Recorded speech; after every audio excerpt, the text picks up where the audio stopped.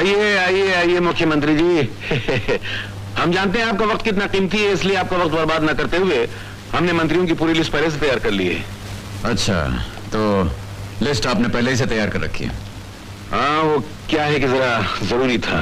अब देखिए, chief minister की कुर्सी पर बैठते सबसे पहले जो काम आपको करना है वो ये है कि पटवर्धन लाल जी को सीमेंट का कोटा सेक्शन करना होगा जी। भोले राम जी को स्टील का कोटा देना होगा और गणेश चतुर्वेदी जी को इंपोर्ट लाइसेंस। ये काम आपको सबसे पहले करने हैं, अर्जेंट।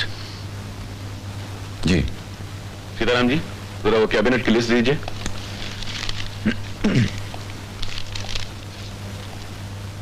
क्यों, कैसा लगा हमारा सिलेक्शन? एक मिनट जरा देख तो लूं। मिस्टर विश्वनाथ कौन? अच्छा, ये वही मिस्टर विश्वनाथ है ना जिन्होंने एक बार बच्चों के खाने में मिलावट की थी और करीबन 500 बच्चे मर गए थे? उनको बनाया है फूड मिनिस्टर, खाद्य मंत्री। बहुत अच्छे। हमारी रियासत में आपसे ज्यादा लायक इंसान खाने का इंचार्ज और कौन हो सकता है? Very good, very good, excellent. Mister Saraswati Prasad, हाँ, जिनको भाषा की ABC नहीं आती, अंगूठा लगाकर काम चलाते रहे ऐसे होशियार इंसान को एजुकेशन मिनिस्टर, शिक्षा मंत्री। हाँ। ये कौन साहब है? मिस्टर कमलेश्वर राव। हाँ,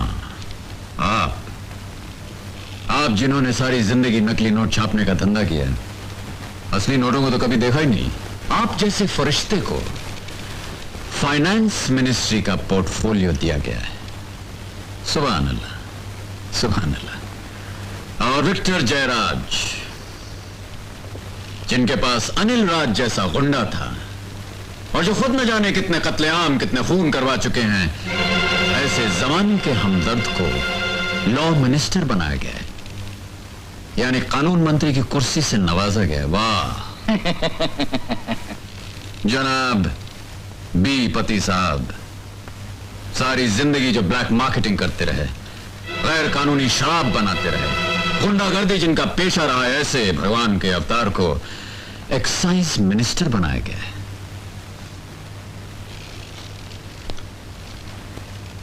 और सीताराम जी गृह मंत्री, होम मिनिस्टर।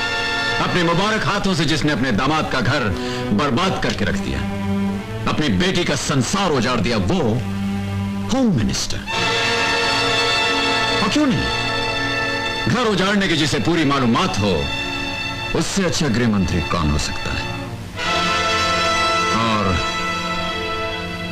अमरनाथ, जो पुलिस की बाइज्जत नौकरी छोड़कर फर्ज और इंसाफ को भुलाकर सियासत के मैदान में कूद पड़ा, वो चीफ मिनिस्टर, मुख्यमंत्री।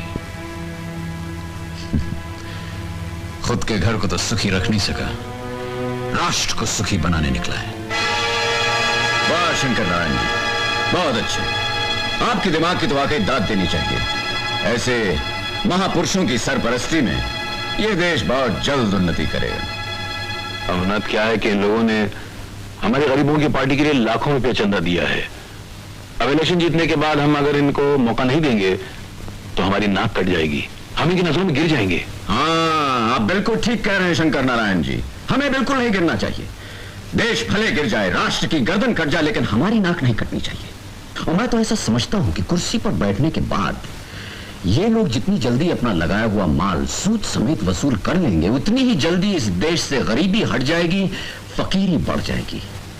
रोटी तो एक तरफ, गरीबों को तन ढकने के लिए कपड़ा नहीं मिलने वाला।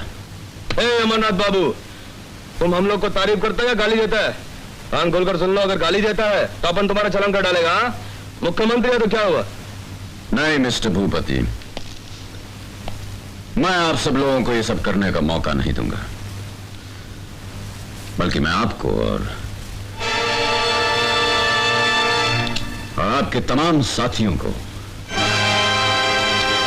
देश के साथ की गई बेशुमार वफादारियों का इनाम दूंगा। और वो इनाम है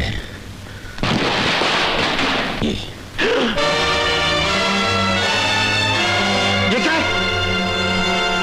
वही है जो तुम्हें दिखाई दे रहा है शंकर नारायण। मगर इसे यहाँ क्यों आए हो? तो अब अपने पिता स्वामी शंकर नारायण को डराने के लिए? वो तो मेरे बेटे जैसे हो ना। चुप उठे मगरमच्छ, यह आंसुओं का नाटक बहुत पुराना हो चुका है, बंद करो इसे। अमर बेटा मेरी तो सुन, मैं तेरा ससुर हूँ। ससुर? आप ही ने मुझे सिखाया था ना कि सियासत की दुनिया में कोई किसी का रिश्तेदार नहीं होता। यहां तक इंसान खुद अपना नहीं बल्कि सिर्फ कुर्सी का होता है, यही सिखाया था ना आपने। खबरदार! अगर तुम में से किसी ने अपनी जगह से हिलने की कोशिश की तो तुम्हारे टुकड़ों को सूखे पत्तों की तरह हवा में उड़ा देगा। बैठ जाओ। हाँ तो ससुर जी, तुम्हें और शंकर नारायण को तो मैं उसी दिन खत्म कर देना चाहता था जिस दिन तुम दोनों ने मुझे अपने साथ मिलने की धमकी दी थी। 4 घंटे की मोहलत दी थी, याद है?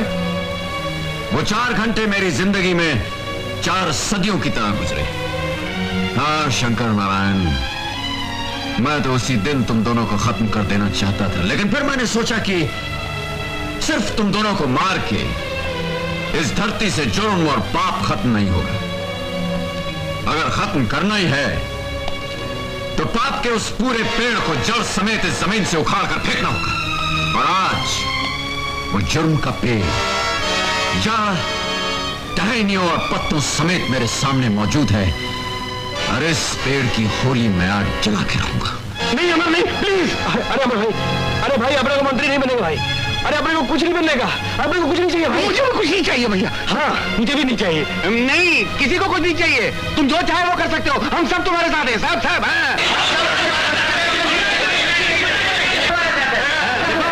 सब तुम्हारे साथ हैं, जो मन में ऐसे करो करो प्लीज। अच्छा, अपनी जिंदगी पर मौत की परछाई पड़ने लगी तो शतरंज की चाल भूलकर मेरी चाल चलने पर तैयार हो गए। अब पता चला जिंदगी कितनी प्यारी होती है। राज के जरिए तो तुमने लाखों बेगुनाहों को मौत के घाट उतार दिया, लेकिन उस वक्त तुमने कभी यह सोचा कि सियासत की बेदी पर जिन गरीब बेगुनाहों की बलि तुम चढ़ा रहे हो उन्हें भी उनकी जान प्यारी है? उस समय तुम्हें कभी किसी पर रहम आया, किसी से हमदर्दी जताई? अमर ये तो सोचो कि हमें मारकर तुम खुद भी नहीं जी सकोगे, हमें मारकर तुम खुद भी फांसी के तहत उतर शंकर जाओगे। नारायण, मैंने तो कफन की तैयारी उसी दिन कर ली थी जिस दिन मैंने पुलिस की वर्दी उतार कर राजनीति का चोला पहन लिया था।